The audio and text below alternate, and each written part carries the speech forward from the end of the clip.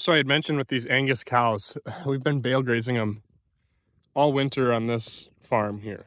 They're obviously over there now, but I slowly was kind of moving them across this field, and as I moved them along, I tried to fence them so they couldn't go back and lay on where they were to try and get as even a distribution as possible. I mentioned at the bottom, all the flat, low areas, I tried to fence out as well. So that ground gets plenty of fertility anyway. It doesn't need any more. It grows a lot of grass. So fenced them off on the hillsides on the other side of the farm or the field over there. Kind of fenced them just on the hillsides, kept them off the flats, and on this side here too. And I'm really happy with how it's working out. I mean, there's a pretty even litter layer distribution here. Some spots obviously a little thicker. Can't get it perfect, but almost everywhere there's some little bit of hay waste and a little bit of manure. But I was getting much better utilization out of those hay bales than I expected. And the quality of the feed wasn't, excellent. It wasn't super high quality, but it was good enough for these dry cows. And it was also, a lot of it was ditch grass hay. So I found a bunch of ditch garbage. Found a pair of St. Patty's Day socks up on the hillside over there and a bunch of other stuff. But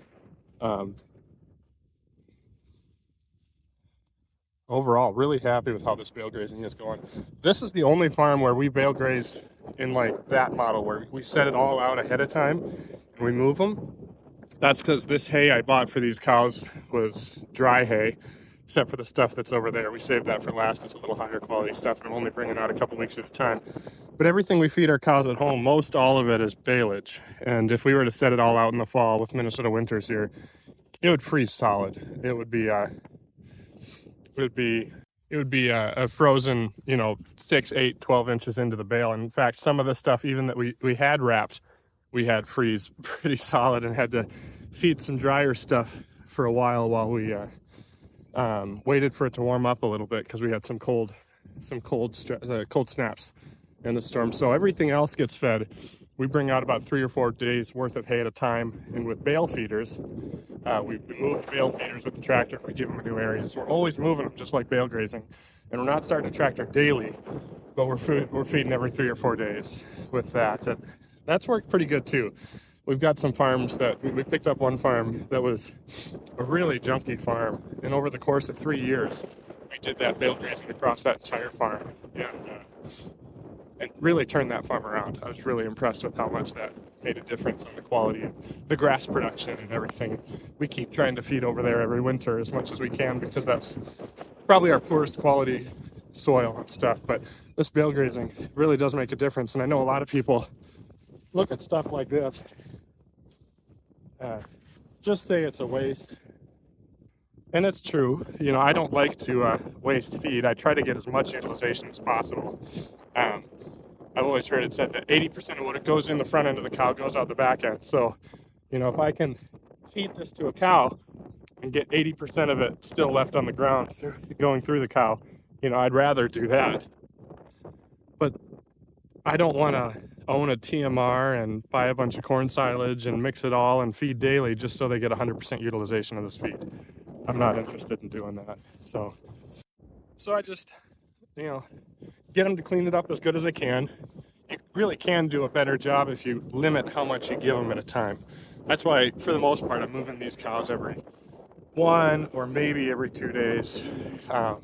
There was a conference or something I went to where I think I fed them for 4 days just to be safe while I was gone. If they have lots of feed, they have no reason to test a fence or anything like that. So there's exceptions like that, but for the most part, really try to force them to clean it up good, and overall they do a good job. And I know this year is an exceptional year because hay costs are pretty reasonable, but the way we've gone so far, I don't know if anything will change with their consumption, but so far the cost per day and the feed cost just in the hay alone has been about $1.25. We've gotten hay pretty reasonably for these girls so far, and it's not been high quality hay. It's been ditch grass hay and stuff. But I can afford to leave a little bit when the feed is that cheap, and there's really no other cost other than a little bit of time. I mean, If I'm not doing this, it takes me all of 20 minutes to walk out my door, get out here, feed them, and get back. So it's not a very difficult job. But I'll try and show some of the other bale grazing we do with the tractor and the bale feeders in a future video too or something.